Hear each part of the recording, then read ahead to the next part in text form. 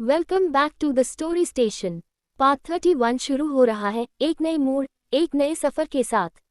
Let's continue the journey. Don't you dare to compare.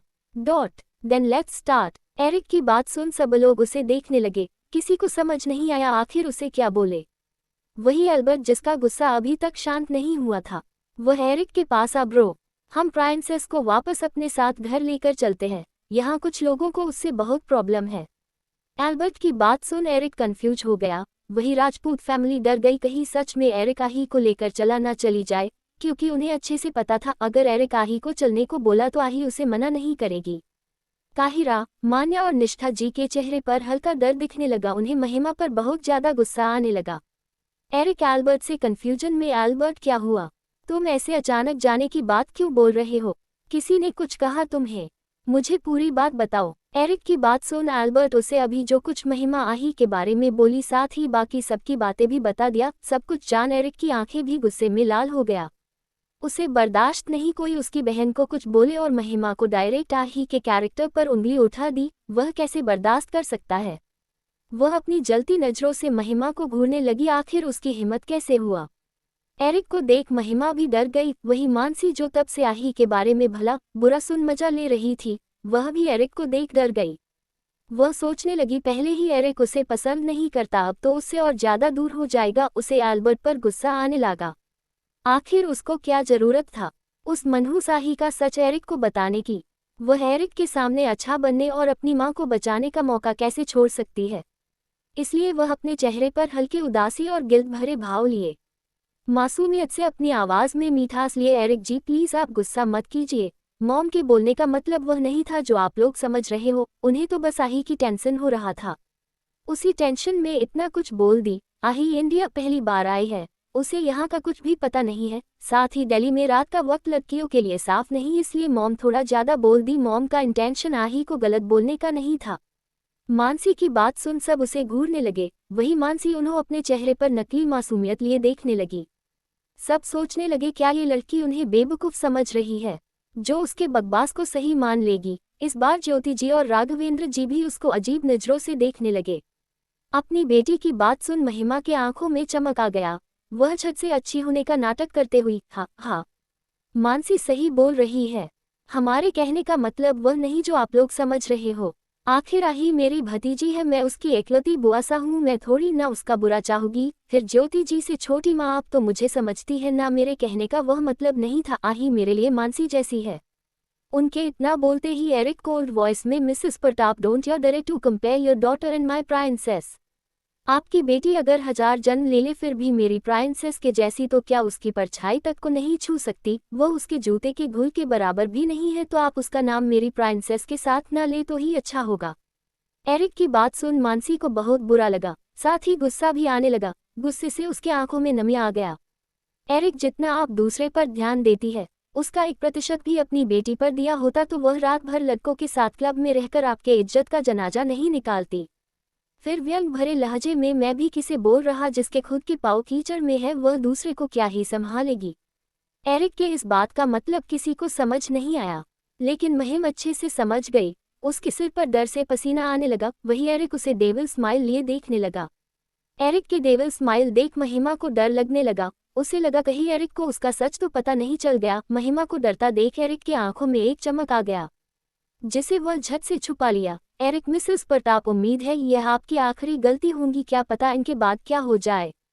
हर किसी के जिंदगी में कुछ डार्क स्क्रैक्ट होता है, क्या हो अगर एक आध सामने आ जाएगा तो। एरिक की बात किसी को कुछ समझ नहीं आया, लेकिन महिमा को समझ आ गया। उसका चेहरा काला पड़ गया। महिमा को काम भर डरा। एरिक एल्बर्ट से, एल्बर्ट क्या तुम्हें हमारी प्राइंसेस इतनी कमजोर लगती है, जो कुछ घटिया इंसान के बात सुन उदास हो जाएगी या उसका नाम खराब हो जाएगा? तुम अच्छे से जानते हो वह कौन है और क्या कर सकती है, तो तुम ऐसी बातें कैसे कर सकते हो? तभी निक उनके बीच आ, और भी तो क्या।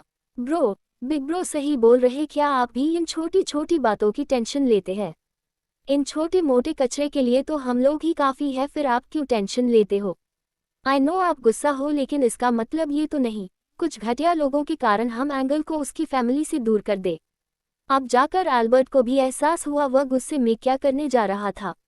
वह राजपूत फैमिली को देखने लगा जो उसे ही देख रही थी। Nancy bro, Nick is right. हमारी एंगल को उसकी फैमिली कितने सालों बाद मिला है और इनको भी इनकी प्रिंसेस कितने सालों बाद मिली, तो क्या आप इन जैसे लोगों की बात सुन उनको अलग कर दोगे? अब जाकर एल्बर्ट का ध्यान काहिरा पर गया जो अपने आंखों में नमी लिए उसे देख रही थी। उसे बहुत बुरा लगा। एल्बर्ट काहिरा के पास अपने कान पकड़ सॉरी बुआ, फिर अहीर से सॉरी फूफा जी, मुझसे गलती हो गया, मुझे ऐसी बातें नहीं करना चाहिए था, मेरा कोई हक नहीं जो आपकी बेटी को आपसे दूर करो। फिर पूरे परिवार से सॉरी एवरीवन। मैं जानता हूँ आप लोग भी प्रिंसेस से उतना ही प्यार करते हो जितना हम करते हैं, बस मैं थोड़ा इमोशनल हो गया था। काहिरा एल्बर्ट के कान से हाथ हटा। बच्चा आपको सॉरी बोलने की जरूरत नहीं, मैं तो बहुत खुश हूँ।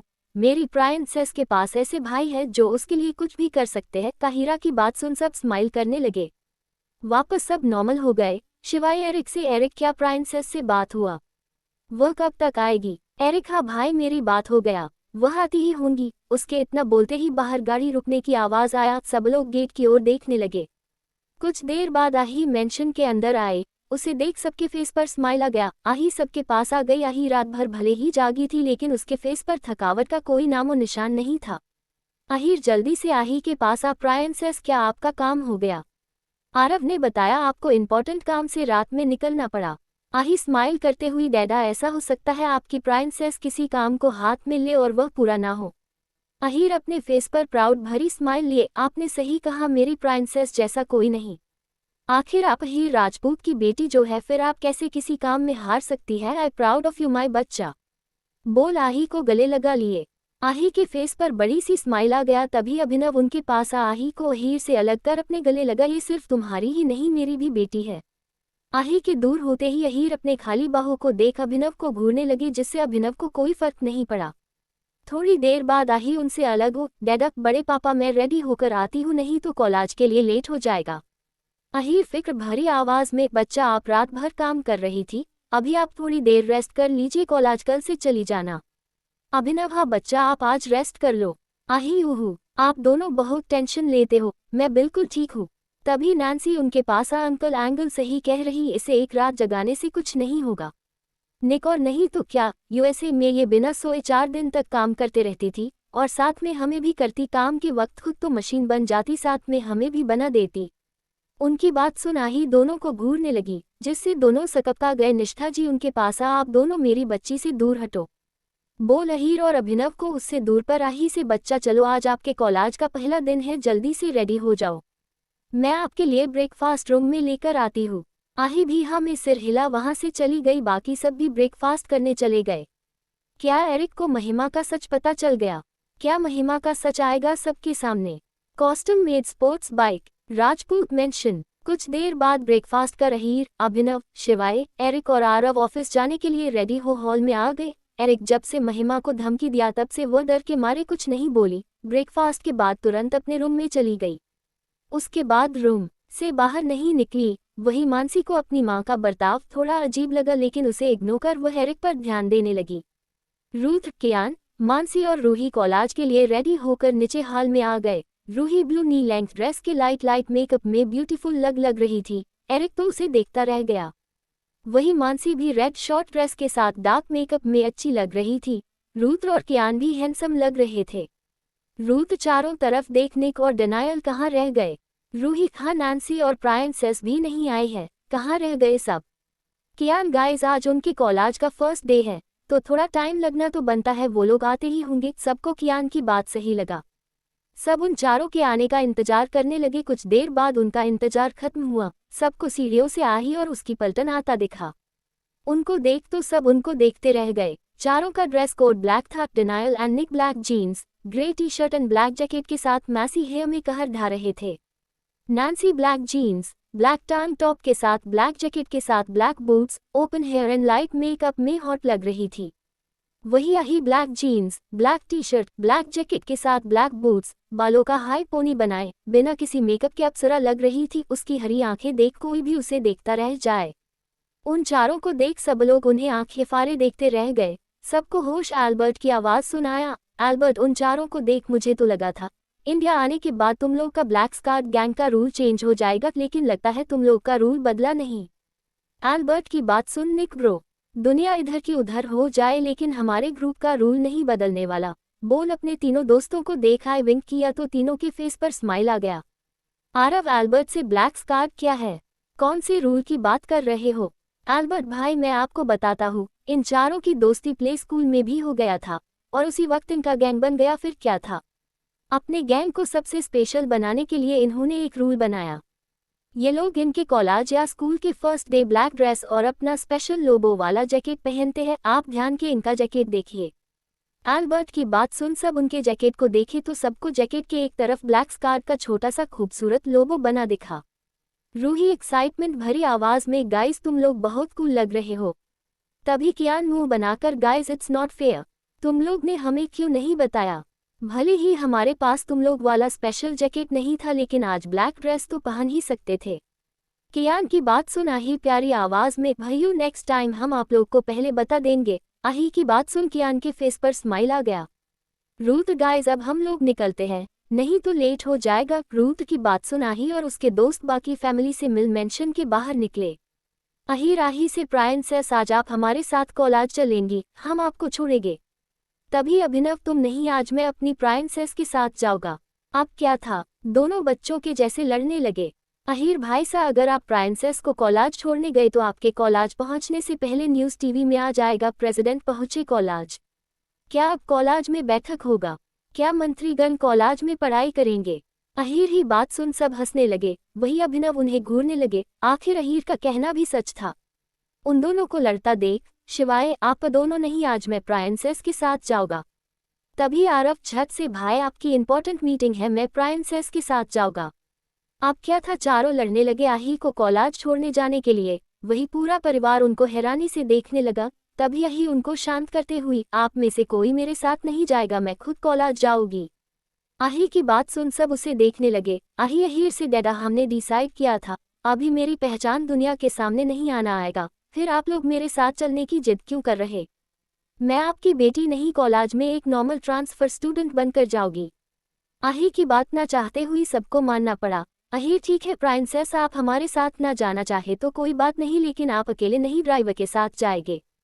तभी नैन्सी स्माइल करते हुई अंकल आप एंगल की टेंशन बिल्कुल मत लो, वह अकेले नहीं हम उसके साथ रहेंगे। तभी रूथ कियान और रूही एक साथ और हम भी तो है। उनकी बात सुन सबके फेस पर स्माइल आ गया। सब बातें कर रहे थे तभी वहां 4 स्पोर्ट्स बाइक आकर रुका। उन बाइक को देख सब लोग उसे देखते रह गए। चारों एक से बढ़कर एक बाइक था। कियान एक सिस्टमेंट भरी आवाज में वाओ स्पोर्ट्स बाइक, वो भी कस्टम मेड, ये किनकी है? उन बाइक को देख निक डेनायल और नैन्सी के फेस पर पहले शॉकिंग लेकिन अगले ही पल खुशी दिखने लगा। निक अपने फेस पर बड़ी सी स्माइल लिए ये हमारी बाइक है। फिर अपने बाइक को प्यार से छू, मुझे तो लगा था इस बार बिना बाइक हमारी एंट्री होगा। फिर आही से एंगल तुमने इन्हें कब मंगाया? आही 2 दिन पहले ही मंगवा लिया था। नैन्सी अपने बाइक पर बैठ वाओ आज तो मजा आएगा। डेनायल अपने बाइक पर बैठ सही कहा, चलो रेस लगाते हैं। उनकी बात सुन आरव फिक्र भरे लहजे में प्राइंसेस क्या आप बाइक से कॉलेज जाओगी? आही हाँ भाई, फिर उसके फिक्र को समझ भाई मुझे बाइक चलाना आता है, आप टेंशन मत लो, अब हम लोग निकलते हैं। तभी रूही आही से एंगल क्या मैं भी तुम्हारे साथ बाइक से चलूं? प्लीज बोल पपी आई से उसे देखने लगी। तो आही मान गई। रूथ और कियान भी जाने को बोले तो निक और डेनायल मान गए। सभी बाइक पर बैठ गए। उसी वक्त वहां एक गाड़ी आकर रुका और उससे रूहानी कबीर बाहर निकले। सबको बाइक पर बैठा देख रूहानी की आंखों में चमक आ गया। रूहानी नैन्सी से नैन्सी क्या मैं भी तुम्हारे साथ चलूं? नैन्सी झट से मान गई। फिर क्या था, चारों बाइक राजपूत मेंशन से निकल गया। उनके पीछे कबीर की कार भी निकल गया। सबके जाने के बाद बाकी सब भी ऑफिस के लिए निकल गए। तो कैसा होगा आही और उसके दोस्तों की कॉलेज का फर्स्ट डे? क्या होगा कॉलेज में? एसिडिटी की सच्चाई। ओम नमः शिवाय। स्क्रैक मीटिंग रूम। इस वक्त मीटिंग रूम का कियांश, मिहिर, कबीर, ऋतिक और आरव पांचों बैठे थे। उनके चेहरे पर काफी गंभीर भाव था। मिहिर कियांश से you are right. Kiansh problem driver या रोड में नहीं बल्कि गाड़ी में था। उस ट्रैक के ब्रेक वायर में कुछ प्रॉब्लम था जिसके कारण ड्राइवर सही टाइम पर ब्रेक नहीं लगा पाया, जिसके कारण वह ट्रैक जाकर कार से टकरा गया। ऋतिक लेकिन हमने पहले भी तो गाड़ी को अच्छे से चेक किया था, उस वक्त तो हमें कोई सबूत नहीं मिला, फिर तुम्हें ये सब कैसे पता चला? मिहिर हमें कुछ नहीं मिला क्योंकि उस वक्त तक ब्रेक को किसी ने सही कर दिया। सुबह तक ट्रैक के ब्रेक से कोई छेड़खानी नहीं किया गया। जब ड्राइवर सामना लोड करने गोडाउन में गया उस वक्त भी सब कुछ ठीक था। उस ट्रैक के ब्रेक को जरूर बीच रास्ते में फेल किया गया था, जिसके कारण उस इंसान के बारे में हमें कुछ पता नहीं चला। और जब वह एक्सीडेंट हो गया उसके कुछ देर बाद ही किसी ने ब्रेक वायर चेंज कर दिया, जिसके कारण पहली बार ने हमें कुछ नहीं पता नहीं चला, क्योंकि उस वक्त गाड़ी में कोई प्रॉब्लम नहीं था। कबीर, फिर तुम्हें कैसे पता चला ट्रैक के ब्रेक फेल था? क्या वह आदमी मिल गया? माहिर, माना वह मास्टरमाइंड चालक है, लेकिन इसका मतलब ये नहीं हम कुछ समझ नहीं सकते। उस नए वायर को पुराना करने के लिए उससे अच्छे से घिस दिया गया, जिससे कारण वह पुराना लगने लगा। इसलिए पहली बार में किसी को पता ना चले, लेकिन दूसरी बार जब चेक किया तो हमें पता चला वह वायर अंदर से बिल्कुल नया था। इसलिए हमने पता किया क्या फिलहाल में ट्रैक का मेंटेनेंस हुआ है, लेकिन पिछले 3 महीनों में ऐसा कुछ नहीं हुआ। मिहिर की पूरी बात सुन सब सोच में पड़ गए। ऋतिक, यार ये मास्टरमाइंड तो हमसे भी 2 कदम आगे का सोचता है, उसके दिमाग का दांत देना चाहिए। ऋतिक की बात सुन सब उसे घूरने लगे, जिसे महसूस कर वह अपना दांत दिखा दिया। कबीर, लेकिन ऐसा कर कौन सकता है? मिनिस्ट्री में कुछ ही लोगों को पता था फ्रांस के प्रेसिडेंट आने वाले हैं, फिर दुश्मनों को कैसे पता चला? और उन्होंने इस घटना को एक्सीडेंट का रूप क्यों दिया? मुझे तो कुछ समझ नहीं आ रहा। अगर वह मारना चाहते तो उन्हें आसानी से मार सकते थे, वह रास्ता बिल्कुल सुनसान था, फिर एसिडिटी क्यों करवाया? कबीर की बात की अंश कुछ सोच, क्योंकि वो लोग नहीं चाहते इंडिया और फ्रांस के बीच ये समझौता हो। आरव, लेकिन ऐसा तो नहीं, इंडिया और फ्रांस के बीच ऐसा समझौता पहली बार हो रहा, फिर अचानक ऐसा करने के पीछे उनका क्या मकसद हो सकता है? कियांश, वो लोग नहीं चाहते किसी भी शक्तिशाली देश से इंडिया के इस वक्त अच्छे संबंध हो। अगर अच्छे संबंध रहा तो मुसीबत आने पर वो लोग जरूर इंडिया के लिए खड़े होंगे, लेकिन उनका रिश्ता हमसे अच्छा नहीं होगा तो वो लोग हमारी मदद नहीं करेंगे। और जहां तक बात रहा प्राइम मिनिस्टर के एक्सीडेंट का, तो जरूर वो लोग कुछ वक्त के लिए प्राइम मिनिस्टर को उनके काम से दूर रखना चाहते हैं। फिर उनको देख गंभीर आवाज में, मुझे लगता है इस बार वो लोग कुछ बड़ा करने वाले हैं जिससे हमारे देश को बहुत नुकसान होगा। आरव, उन लोगों का प्राइम मिनिस्टर को दूर रखने का क्या कारण हो सकता है? और सबसे बड़ी बात, उनको पता कैसे चला प्रेसिडेंट कब आने वाले हैं? आरव की बात सुन सब लोग सोचने लगे। ऋतिक, गाइस, मुझे ऐसा क्यों लग रहा जैसे यहाँ कोई बड़ा गेम चल रहा है जिसका अंदाजा हमें नहीं, और मुझे ऐसा लग रहा जैसे ये खेल नया नहीं पुराना है। जब प्राइम मिनिस्टर और फ्रांस प्रेसिडेंट के स्क्रैक मीटिंग के बारे में दुश्मनों को पहले पता चल सकता है, मतलब उन लोगों का नेटवर्क हमारे उम्मीद से कहीं ज्यादा स्ट्रॉन्ग है, और ये 2-4 साल में होना इम्पॉसिबल है। आरव, यू आर राइट, इसलिए अब हमें किसी पर भरोसा करने से पहले कई बार सोचना होगा। मिहिर, लेकिन यार अगर ऐसे ही वो लोग हमारे देश के स्क्रैक का पता करते रहे तो हमारा डिफेंस सिस्टम बहुत जल्द कमजोर पड़ जाएगा, फिर हम चाहकर भी कुछ नहीं कर पाएंगे। कियांश, इसलिए हमें नेक्स्ट मीटिंग में कैसे भी करके क्वीन को कन्विंस करना होगा सिग्मा टीम के हमारे साथ काम करने के लिए। अब वही हमारी मदद कर सकती है। हमें किसी भी हालात में दुश्मनों की चाल का पता करना होगा, नहीं तो सब कुछ खत्म हो जाएगा। कबीर, ठीक है, फिर हम अपने काम में लग जाते हैं। वैसे क्वीन से नेक्स्ट मीटिंग हमारी कब है? कियांश, मैं आज उनको मेल करूँगा, हो सकता है नेक्स्ट वीक मीटिंग हो जाए। फिर थोड़ी देर बातें कर सब वहां से निकल गए। R international college. आज कॉलेज में काफी ज्यादा चहल पहल था। कॉलेज कैंपस में कुछ इधर से उधर घूम रहे थे तो कुछ अपने दोस्तों का ग्रुप बना बातें कर रहे थे। पुराने के साथ आज नए बच्चे भी कॉलेज आए थे। चारों तरफ खुशियों का माहौल था। कुछ देर बाद ही कॉलेज के अंदर एक एक कर 4 स्पोर्ट्स बाइक तेज रफ्तार में इंटर किया। उन बाइक की आवाज सुन सभी बच्चे उस ओर देखने लगे। चारों न्यू मॉडल के कस्टम मेड स्पोर्ट्स बाइक देख तो सब उसे देखते रह गए, लेकिन उस पर बैठे लोगों को देख सारे लड़के और लड़कियां उन्हें आंखें फाड़े पर मुंह खोले देखते रह गए। आखिर देखे क्यों ना। उन गाड़ी के पीछे एक स्पोर्ट्स कार कैंपस में इंटर किया जिसे सब लोग जानते थे। बाइक के रुकते ही पीछे से रुद्र, रूहानी, रूही और कियान नीचे उतर अपने चेहरे पर लगा हेलमेट निकाल चारों तरफ देखने लगे। उन पांचों को देख तो सारे स्टूडेंट उन्हें देखते रह गए। उनके उतरने के भैया ही निक, डेनाइल और नैन्सी बाइक से उतर अपने फेस पर लगा हेलमेट उतारे। इस वक्त पार्किंग में ज्यादा स्टूडेंट नहीं था, लेकिन जितने थे वह उन चारों को देख मुंह खोले देखते रह गए। सबसे ज्यादा आही को उसकी खूबसूरती के आगे सब कुछ फेल है। अबीर भी उनके पास आ गया। रूही आही से खुशी भरी आवाज में, Angel, you are the best. तुम कितना अच्छा बाइक चलाती हो, बिल्कुल किसी प्रोफेशनल रेसर की तरह। रूही की बात सुन नैन्सी, रूही दी हमारी एंगल प्रोफेशनल रेसर की तरह बाइक नहीं चलाती, बल्कि एक प्रोफेशनल रेसर ही है। नैन्सी की बात सुन पांचों हैरान रह गए। कैसा होगा सबका कॉलेज में फर्स्ट डे? क्या कियांश देश के दुश्मनों को ढूंढ पाएगा? कौन है एसिडिटी के पीछे? अगर आपको ये पार्ट पसंद आया हो तो लाइक, शेयर और सब्सक्राइब जरूर करें। मिलते हैं नेक्स्ट पार्ट में, only on the story station. Sorry for short chapter guys, कोशिश रहेगी अगला पार्ट लॉन्ग करूँ अपलोड टू। चलिए फिर मिलते हैं अगले पार्ट में, बाय, टेक केयर।